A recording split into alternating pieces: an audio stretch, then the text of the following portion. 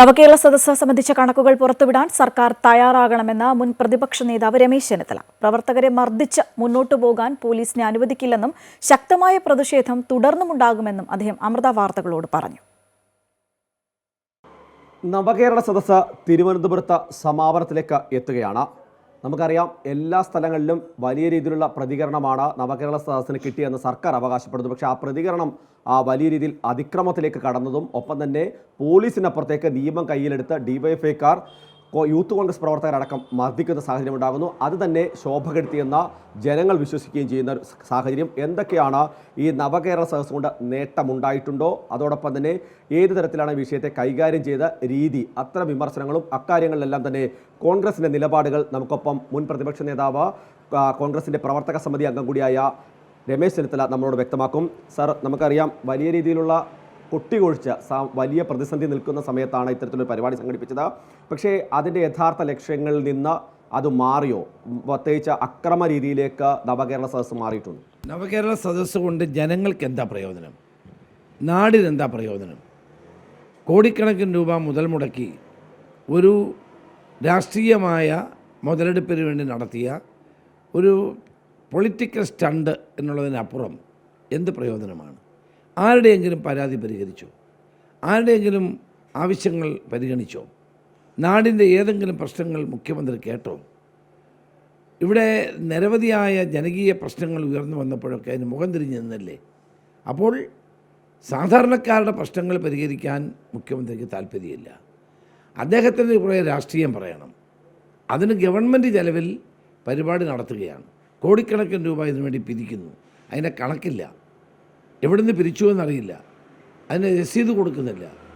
ഇങ്ങനെ ജനങ്ങളുടെ കയ്യിൽ നിന്ന് പണം പിരിച്ച് സർക്കാർ നടത്തുന്ന ഒരു പരിപാടിയായി ഇത് മാറുന്നു.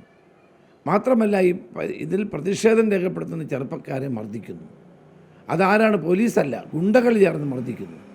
അപ്പോൾ ഗുണ്ടകളുമായിട്ട് കഴിഞ്ഞ 1.5 മാസക്കാലം കേരള മുഖ്യമന്ത്രി മന്ത്രിമാരും യാത്ര ചെയ്യേണ്ട എന്താവശ്യമാണുള്ളത്? മന്ത്രിമാരെ നോക്കുകുത്തികളാക്കിക്കൊണ്ട് മുഖ്യമന്ത്രി നടത്തിയ ഒരു പ്രഹസനം മാത്രമാണിത്. ഇത് ജനങ്ങൾ തിരിച്ചറിയുന്നു. ഈ നവകേരള സദസ്സ് കൊണ്ട് ജനങ്ങൾക്കോ നാടിനോ ഒരു പ്രയോജനവും ഉണ്ടായിട്ടില്ല എന്നുള്ളത് സത്യമാണ്. അതുകൊണ്ട് തന്നെ ജനങ്ങൾ ഇതിനെ തിരസ്കരിക്കുകയാണ്. ഈ CPM വ്യക്തമാക്കുന്നത് ലോക്സഭാ തെരഞ്ഞെടുപ്പ്, അത് നേരത്തെ അങ്ങടക്കം വിമർശനം ഉന്നയിച്ച ലോക്സഭാ തെരഞ്ഞെടുപ്പ് കൊണ്ടുള്ള രാഷ്ട്രീയ മാമാങ്കമായി ഇത് മാറും എന്നുള്ളതാണ്. CPM പക്ഷേ അത്തരത്തിൽ തന്നെ അത് വിലയിരുത്തുന്നതാണ് നമുക്ക് മനസ്സിലാക്കാൻ കഴിയുന്നത്. കാരണം ഈ ജനങ്ങൾ ഇതിലേക്ക് എത്തിച്ചതോടുകൂടി സംഘടനാ സംവിധാനം ചലനാത്മകമാക്കാൻ അവർക്ക് കഴിഞ്ഞു എന്നാണ് അവർ അവകാശപ്പെടുന്നത്. അപ്പോൾ സ്വാഭാവികമായും ഇത് ലോക്സഭാ തെരഞ്ഞെടുപ്പ് കണ്ടുള്ള പരിപാടി എന്നുള്ള പ്രതിപക്ഷ ആരോപണത്തിന് ശക്തി കൂടുക തന്നെ. 100% അത് തെരഞ്ഞെടുപ്പിന് വേണ്ടിയുള്ള ഒരു അഭ്യാസമാണ്. പാർലമെൻറ്റ് തെരഞ്ഞെടുപ്പിന് വേണ്ടി സ്വന്തം അണികളെ ഉണർത്താൻ വേണ്ടിയുള്ള ഒരു പരിപാടിയാണ്. അതിനപ്പുറത്തേക്ക് വേറൊന്നും കാണണ്ട. അത് ജനങ്ങൾക്ക് ഇതുകൊണ്ടൊരു പ്രയോജനവുമില്ല. ഇതൊരു ദുരന്തമായി മാറി എന്നുള്ളതാണ് സത്യം.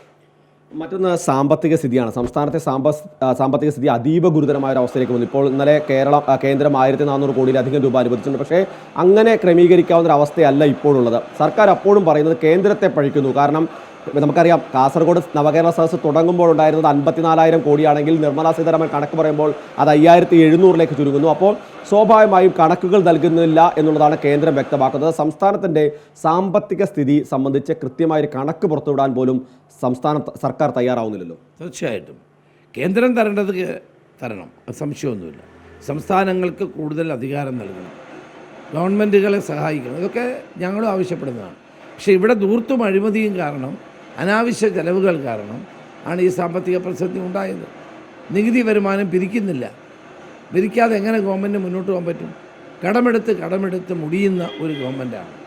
ജനിച്ചു വീഴുന്ന ഓരോ കുട്ടിയും 1.25 ലക്ഷം രൂപയുടെ കടക്കാരനായിട്ടാണ് കേരളത്തിൽ ജനിച്ചു വീഴുന്നത്.